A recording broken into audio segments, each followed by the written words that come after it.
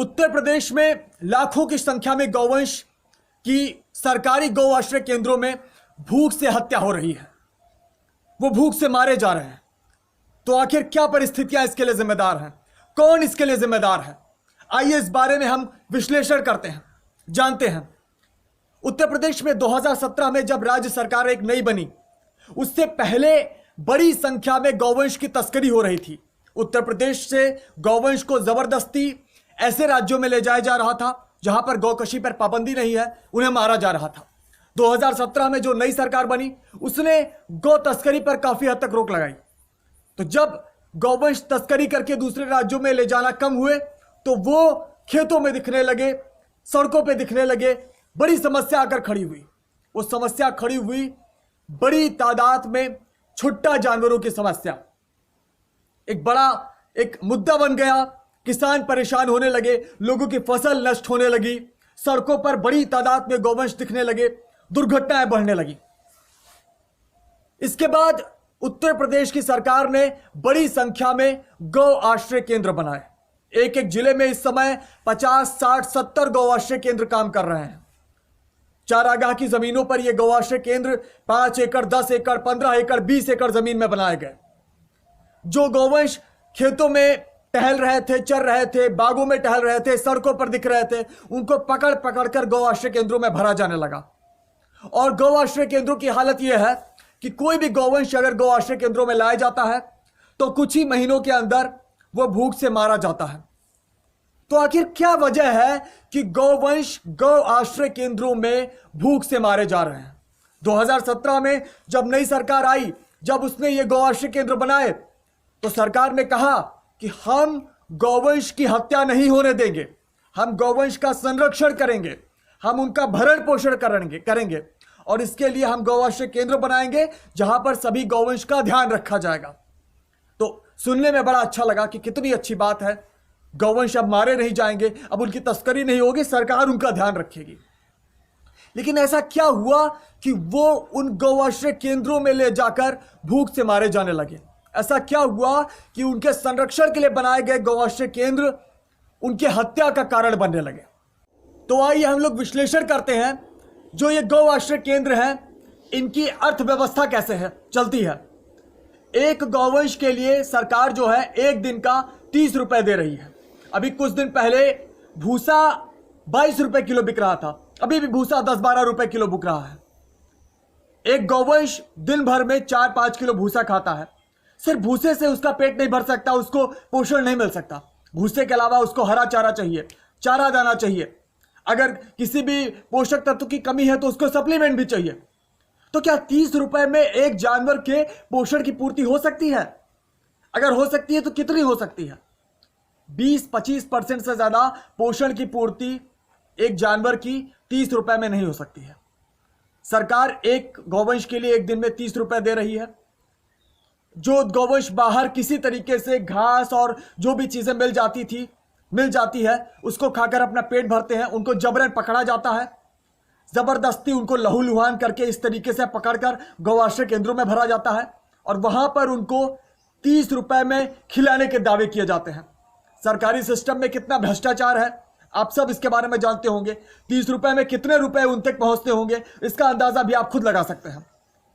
तो जब 30 रुपए में भी उनका पेट नहीं भरा जा सकता, भ्रष्टाचार के बाद उससे भी कम रुपए गौआश्रय केंद्रों में पहुंचते हैं, तो क्या वो गौवंश जीवित रह पाएंगे? ये बड़ा प्रश्न है। और यही वजह है कि वो गौवंश, स्वस्थ गौवंश जो भरे जाते हैं गौआश्रय केंद्रों में, वो कुछ ही महीनों में मर जाते हैं। और ये ऐसे ही नहीं मरते हैं, वो पहले कमजोर पड़ते हैं, वो गिर जाते हैं, जिंदा ही कौवे आके उनकी आंखें निकालते हैं, बड़ी दर्दनाक मौत वो मरते हैं। और इसी तरीके से बड़ी तादाद में, लाखों की संख्या में गौवंश पूरे उत्तर प्रदेश में पकड़ पकड़ कर गौआश्रय केंद्रों में भरे जा रहे हैं और उनको भूख से इस तरीके से मारा जा रहा है। अब आखिर यह समस्या आई कैसे? क्यों सरकार विफल रहती है गौवंश का पोषण करने में? कहां से आ रहे हैं इतने ज्यादा गौवंश जिनको रखने का सामर्थ्य न लोगों के पास है, न सरकार के पास है? दूध की लालच में एक गाय भैंस का जबरन उसके जीवन काल में पारंपरिक रूप से 7 से 10 बच्चा पैदा कराया जाता रहा है। अभी कृत्रिम गर्भाधान को बढ़ावा दिया जा रहा है। सरकार अभी एक कार्यक्रम चला रही है उत्तर प्रदेश में 90 दिनों में 3 महीने में 75 लाख कृत्रिम गर्भाधान करने का। कृत्रिम गर्भाधान में जबरदस्ती एक गौवंश को कृत्रिम तरीके से गर्भवती बनाया जाता है। अभी जो पशुपालन विभाग है उसकी योजना है कि 1 साल के अंदर आप गाय की प्रेगनेंसी और लैक्टेशन दोनों करवा लेंगे। मतलब गाय को प्रेग्नेंट करवाया जाएगा कृत्रिम रूप से, 9.25 महीने पेट में बच्चा रखेगी, बच्चा पैदा होगा, वो उसके लिए दूध बनाना शुरू करेगी। दूध बनता है 6-7 महीने के लिए, लेकिन हमें उतना वेट नहीं करना है। सिर्फ 2.5 महीने के अंदर हमें उस गौवंश को दोबारा गर्भवती बना देना है, ताकि जब उसका दूध बंद हो तो 4 महीने की पहले से ही वो प्रेग्नेंट रहे। और इस तरीके से लगातार बड़ी मात्रा में, बड़ी संख्या में कृत्रिम गर्भाधान कराया जा रहा है। तो और कृत्रिम गर्भाधान जिन जानवरों का कराया जा रहा है उनसे 17-18 साल में 14-15 उनके बच्चे पैदा कर दिए जा रहे हैं। मतलब 14-15 बार उनको गर्भवती बनाया जा रहा है। अब अगर हम मिनिमम बात मान ले, जो गांव में पहले से पारंपरिक रूप से होता रहा है, एक गाय का 7 से 8 बच्चा मिनिमम पैदा कराया जाता रहा है। अगर हम मिनिमम 8 बच्चा मान ले, उसमें से आधे नर पैदा होते हैं। 18 साल की एक गाय की उम्र में उसके 8 बच्चे पैदा करा लिए, जिसमें से 4 नर हैं। क्या उन सबको रखकर खिलाने का सामर्थ्य है किसी का? किसी का सामर्थ्य नहीं है कि उन सभी 8 बच्चों को पूरे जीवन रखकर कोई खिला सके। तो नतीजा यह होता है कि सारी बूढ़ी भैंसें, उनके सारे नर बच्चे कसाई को बेचे जाते हैं। इसी कारण हमें छुट्टा गौवंश तो दिखते हैं, पर छुट्टा भैंसों के वंश नहीं दिखते हैं। भारत भैंसों का बीफ बेचने में दुनिया में 3रे नंबर पर है। अब बात रही गौवंश की, तो 8 बच्चे एक गाय के जीवन काल में पैदा कराने के बाद, चूंकि उन सबको रखने का सामर्थ्य किसी का होता नहीं है, वो उसको कसाई को बेच नहीं सकते हैं, तो लोग गौवंश को छोड़ देते हैं। जो बछड़े हैं, नर बछड़े, वो छोड़ दिए जाते हैं। बूढ़ी गाय भी छोड़ दी जाती हैं। और इस तरीके से दूध की लालच में जो जबरदस्ती अनियंत्रित तरीके से गाय भैंस की जनसंख्या बढ़ाई जा रही है, उसी के कारण बड़ी तादाद में छुट्टा जानवर होते हैं और यह समस्या आकर खड़ी होती है। अब अगर सरकार जितने गौवंश हर साल पैदा कराए जाते हैं गाय भैंसें, अगर सबको कसाई के पास जाने से बचा भी लिया जाए, सारी भैंसें जो कसाई के पास जा रही हैं उन सबको रोक लिया जाए, गौवंश जो मर रहे गौ आश्रय केंद्रों में उनको भी बचा लिया जाए, और यह कोशिश की जाए कि उन सब का पालन पोषण किया जाएगा, अगले साल फिर उतने ही जानवर पैदा कराए जाएंगे, अगले साल फिर उतने ही जानवर पैदा कराए जाएंगे। 18 साल में उनकी संख्या 50 करोड़ 1 अरब शायद पहुंच जाए। क्या इतने ज्यादा पशु जो पैदा कराए जाते हैं उनको पूरे जीवन जीवित रखकर खिलाने के लिए हमारे पास चारा मौजूद है? क्या उतनी जमीनें हमारे पास हैं कि उतने गौवंश का पूरा जीवन भरण पोषण हो सकेगा? नहीं है। मतलब जो इतनी तादाद में गौवंश भैंसें पैदा कराई जाती है, उनका मारा जाना उसी दिन तय हो जाता है जिस दिन वो पैदा होते हैं। चाहे उनको कसाई के पास ले जाकर मारा जाए, चाहे उनको गौआश्रय केंद्रों में भूख से रखकर मार दिया जाए, उनका मारा जाना तय है।